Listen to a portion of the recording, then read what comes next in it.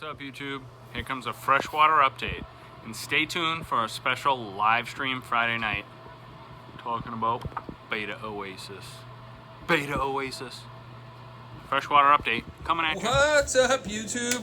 This is Mike from Mass here, Mass Aquariums, and this is a freshwater aquarium, all freshwater aquariums update.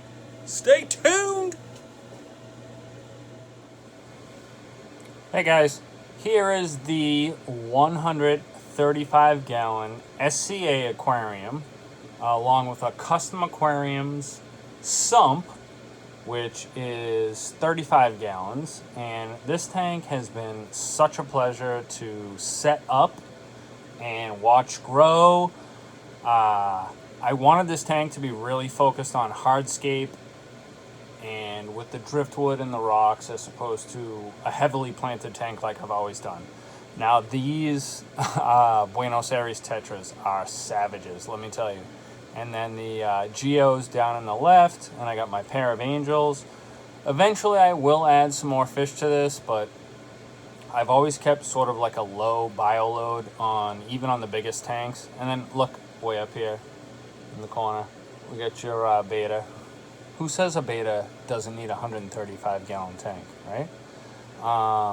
So this is the 135 South American Blackwater tank. I wanted to start with this one because, well, it's one of my favorites. It was one of my favorites and longest to set up, and once I finally got it set up, it took me forever as opposed to all my other tanks that I just like got so excited about I just whipped together anyway. So I want to feed this tank for you guys to see what a bunch of savages these guys are. These Buenos Aires Tetras are just crazy. I know the light is bright coming on top. That's not actually the fish tank light, the aquarium light. That is the suspended light for all these pothos. Let's see if I can get the glare out. Pothos growing like crazy. I love it. Just love, you know, I wrap them around this wood. I have strings attached that they're growing. Look at this guy right here. All these guys growing right up the strings. You know, you just come down every once in a while if you need to, you know, readjust the pothos here or there. I trimmed all the roots a while ago. They were taking up the whole tank. These Geos, gorgeous fish. The Angels love it.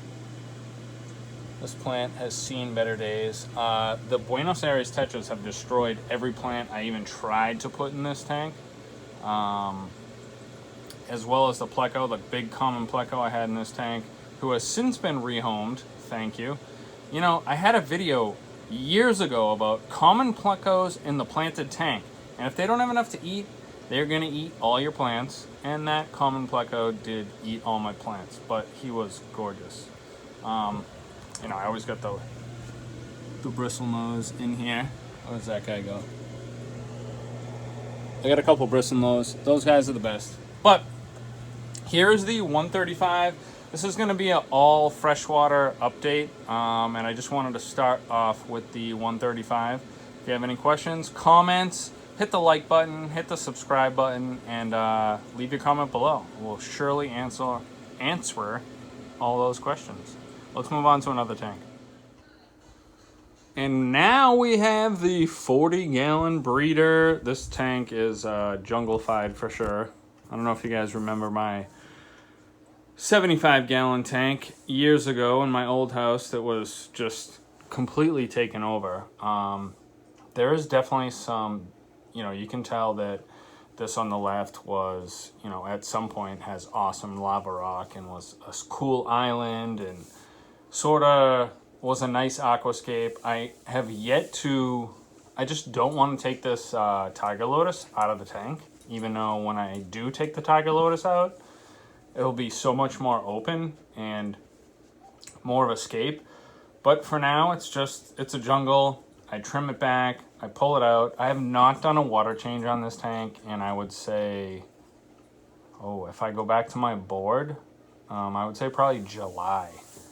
So, geez, you know, it'll be a year pretty soon. This tank is self-sufficient.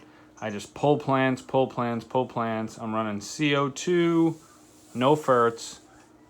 Clearly no water changes. I feed minimal, and I just stock it with, you know, rummy nose, cardinals, SAEs, and we got a couple of nice plecos in here. We got some Cory cats that bomb around. And we have 20, believe it or not, we have 20 red cherry shrimps from Flip Aquatics that occasionally I'll catch one, but there's just literally, they just disappear into this like island of plants. It will be nice when I can get rid of this actually, because, you know, as you can see, it takes up a ton of this tank. I ripped out probably like a bowling ball size worth of Java moss. The only Java moss I left is attached to this driftwood and attached to this wall, back wall of the aquarium. All this down here was all pulled out, you know, Java moss. Anybody who knows Java moss, you can't get rid of this stuff. But I did think it was cool that it attached to the back of the aquarium wall. And then I got a bunch of shrimp thinking they would all just like get together, but they all disappeared in the this abyss here. So I'm hoping to just sort of fill this tank up with as many shrimp as I can, because it's probably my most stable tank. It's been running the longest. Really, I don't really have to do any water changes on this tank. And when I do, you know, I do a 30% water change, clean out the filter. Even the last time, it took me a year to clean out the filter, and it was still like money. So, still got that cup of dwarf hairgrass there for that video. This tank, as you can see, is, you know, pretty sweet. Looking good. Everything's good. Growing like crazy. It's not just like some random grow that it'll all melt back. This tank has been going strong for ever since I moved into this house, really. Yeah, so that's a 40-gallon breeder, Tetra tank, rummy nose, cardinal. Wish I could see any type of shrimp, but they only come out when you don't want to have your camera out, right? All right, let's move on to the next one. Which brings you to the final tank. This is Mr. C's tank, my beta, my mustard gas beta. I do have some shrimp in here, some mono shrimp. This tank is like just growing mental. No CO2, 5-gallon fluval spec, minimal filtration. I have the outtake right on this heater, which really disperses. There's not a whole lot of surface agitation, for sure. Look at this friggin' snail. Hello. Yeah, there's not a lot of surface agitation with this tank. This tank is just like planted, some nice stone, nice driftwood, a beta who just got hurt because I scared the crap out of him the other day. He looks so much better. I don't know if you can see that right there. He was gorgeous, and I came in here and walked over to the tank, and everything was out, and right as I walked over to the tank to look in, the light went on for the timer, and he was buried down in here. He always likes to like sleep like right next to this little log with these little plants next to the moss ball. Don't you, brother?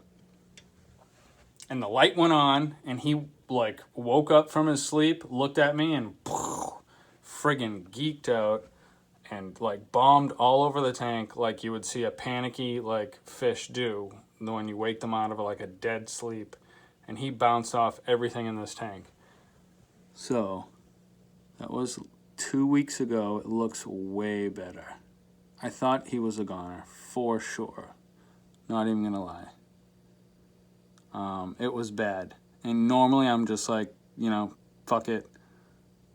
Gonna toss this fish so that he doesn't suffer and get a new fish. But I've been attached to this guy because he's traveled around like a little puppy. He's been all over the country, this fish. There's been more places than me. And more countries, probably. I know he looks sad, but he is extremely happy. He's way better than he was 2 weeks ago when I scared the crap out of him. This tank, I mean, look at the root systems on all this pennywort. As the leaves start to turn yellow, even these ones back here, I know they look yellow on camera, but they're not that bad. I'll just pull them because they just start to fall off, you know, and then more grow. And then when I do a water change, I just clip it all back and they just grow all over again. Anubias, some Crip, Micro Sword, Dwarf Hairgrass. This tank, I really love this tank. Very minimal. You know, I do a weekly water change on this tank, but it's 5 gallons. It takes 2 seconds. Substrate, rinse out the sponges. Boom, wham bam, thank you ma'am. Job done.